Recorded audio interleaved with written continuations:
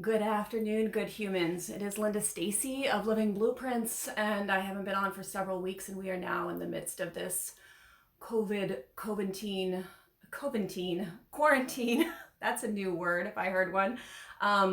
State. I'm also in this new state where I need to record on two devices because Facebook has changed something about the way that it works. But I can't possibly presume to know how everyone is doing in all of this, and I remain concerned about people that I feel like have similar situations to mine. And, ultimately, how can we, even within this crisis, um, illustrate, understand the risks of just living by navigation versus being super purposeful, again, even when we're hit with this crisis. So I wanted to share some pre-COVID perspectives that I have and how it ties to this current shared experience. And so much of this, it's like, oh my God, Linda, it's so obvious. Yes, I know a lot of it is obvious, but at the end of the day, there's nothing new really under the sun, right? It's just different perspectives and just different experiences as we go through life. And maybe when we hear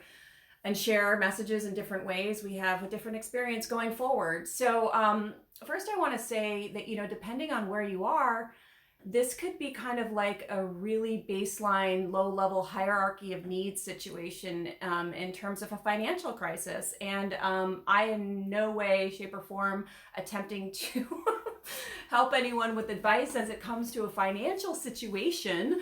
But I will say that Dave Ramsey, someone that I have followed in terms of finance and getting things in order, has put a lot of his products and programs on his website for free or for limited amounts of time for free. So you could check those out, just kind of helping you, if you need to be, kind of getting in line in terms of what to do to get through this period. I was laid off during the 9/11 event. I wasn't laid off right away. I was laid off in October, and the event itself kind of made me question what I was doing in my career. And I was working in corporate at the time, and I had gotten into librarianship initially because I wanted to be an academic librarian. That's where I felt like I could serve the most. And I had already started applying back at academics when I was laid off in October. And, my life was very different then. And the risks of losing that income were not as great, frankly, as they are now, although we have some things in place.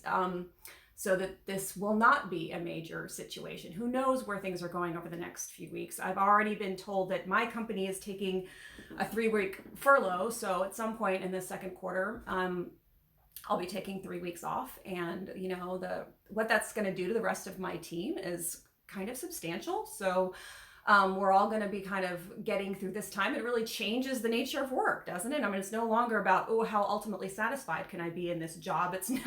We've gone back to, I need to be sure that we're continuing to put food on the table, the mortgage gets paid, and things like that. So yeah, it really does change the nature of work, doesn't it? And all through the years, I've said, if I were to lose my job, I'd go and I'd wait tables. And I'm like, oh my God, I can't even do that now. Like, how crazy is this time? But if I did lose my job, I would absolutely be picking up one of these opportunities that's out there to bring in some money. But anyway, I wanted to reflect on some things that I do with every audience. I over the last 2 to 3 years, almost every audience I've started off this session the same way. Some of them I do a little bit of a different activity. But almost every time, within 5 minutes, I'm asking the audience to tell me what they would do if they had 2 hours gifted to them. And I do this in the context of how when I moved to Ipswich initially in 2009, I really felt like 15 hours were like zapped from my life because my commute changed so much. So anyway, we kind of frame it in that, but we get people to think about how would you actually spend time if someone were to gift you 2 hours? Again, I started asking this question in the summer of, I think, 2016 is when I started framing the question like this. And so over this time, I've collected things that look like this flip chart behind me. And unfortunately in Facebook, I could not get this to reverse so that it reads not backwards. So I might read parts of it. So I get the audience to tell me what they would do. And there are common things that that show up every single damn time. The top two are exercise and sleep. Those are the two things people would do if they had 2 hours of extra time. And I'm going to read through the ones that I have behind me. These are from the Women in Business Summit that I did last year in Connecticut. This is a strange aside. After I did a ton of speaking in spring and the early summer last year, I kind of hit a wall and I was exhausted, especially because I have a full-time job in addition to this. So I decided to stop applying. I mean, I've done other speaking in between because I've either been asked to, or, you know, some things came of those speaking gigs in the spring.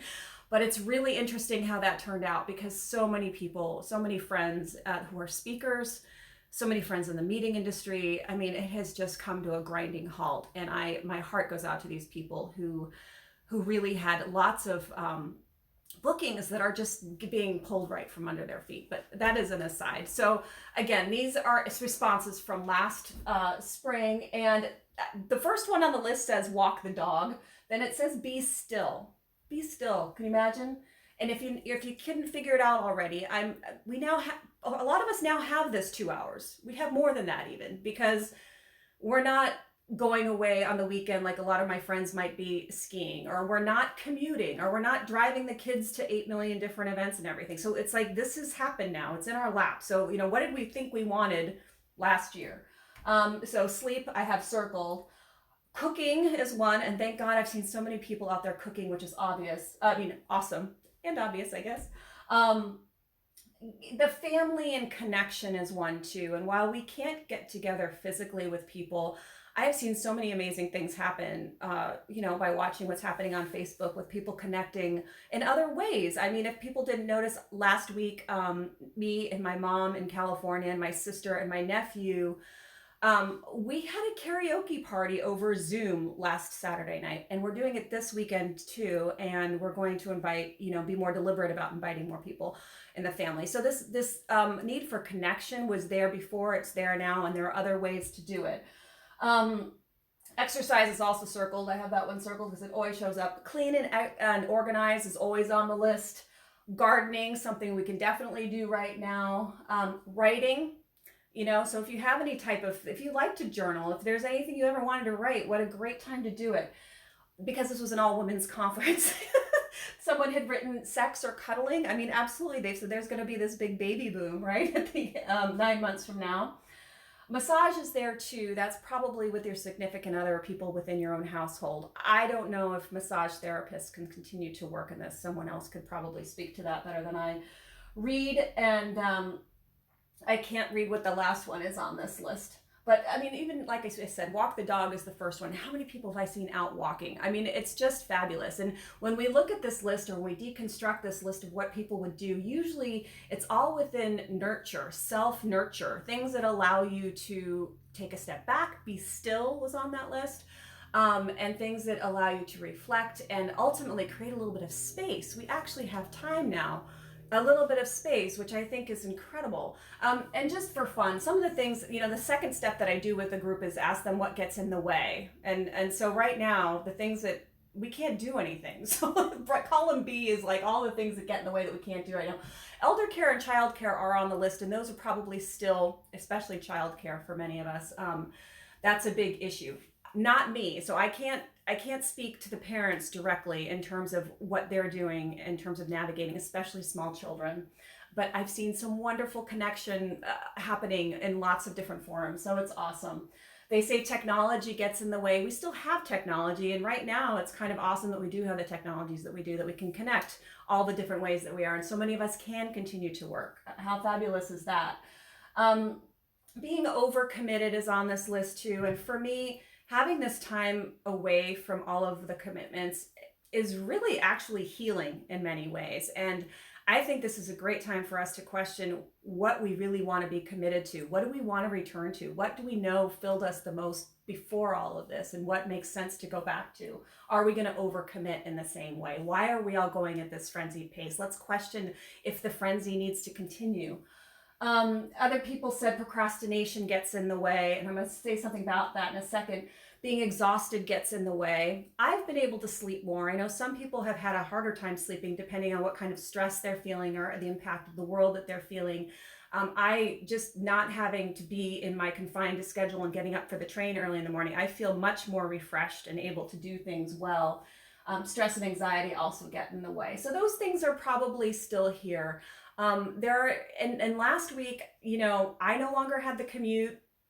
I was getting more sleep, but I was in my robe all day. I was not doing all of the things in column A that I wish that I had been doing for so long before that. I wasn't putting together like the ultimate keynote or thinking about things that I could write or produce on YouTube. I really wasn't doing anything, and I think many of us may have gone through that kind of like what are we doing now? I mean, it's kind of almost a time to decompress.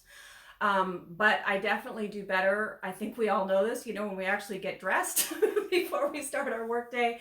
And so last week was a little bit different, and I think other people would agree with that. And then it gets to the point where it's more complicated maybe than a commute getting in the way of how we might actually self-nurture. So I just feel like this is a great time to question what we do want to bring into our lives now. What can we start practicing now when we have a little bit more time?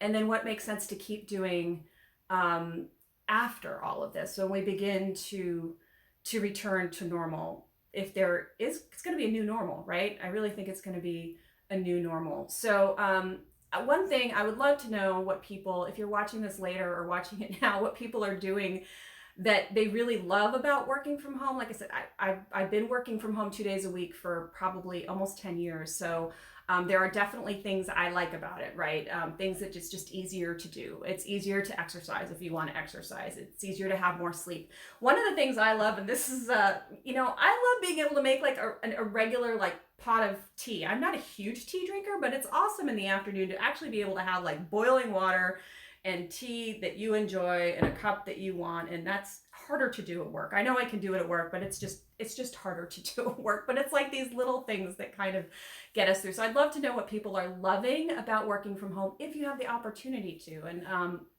for those who have lost work, my heart goes out to you, and I hope that things return to normal or the new normal as soon as possible. Overall, concluding, I really feel like this time is an opportunity. I posted something last week about the butterfly, and that I feel like this is a forced cocooning time. And when the caterpillar goes into creates the cocoon, they become liquid. I mean, so we don't have to force ourselves to do anything right now if we don't want to. I really believe that this can just be a time to kind of be low, be still, and just kind of wait. Transformation can happen without us being so darn deliberate about it. But I also think that it's a great time if you did want to try a new exercise program, or you did want to do a cleanse or something that might be harder to do within the confines of your regular schedule. Now's the time to do it. But just like if you were in your regular work life, I wouldn't recommend starting new diet, new exercise, like a bunch of things all at once. Like, you pick one thing from column A that you actually want to start doing and see how it goes. I did start a new strength program last weekend. So after my week of doing like almost nothing, I'm doing a strength program at home. Emily Schramm, she's someone online who has some great free and very low cost programs. So I'm very much enjoying that. It's awesome. We're definitely eating more food that we prepare ourselves, which is awesome. I think a lot of people are doing that. But overall, this time is an opportunity, in my opinion. It's an opportunity to question the status quo from our personal lives, of what we typically do, what we typically sign up for. And it's also a time for businesses to question the status quo around what it means to work from home and to be on site.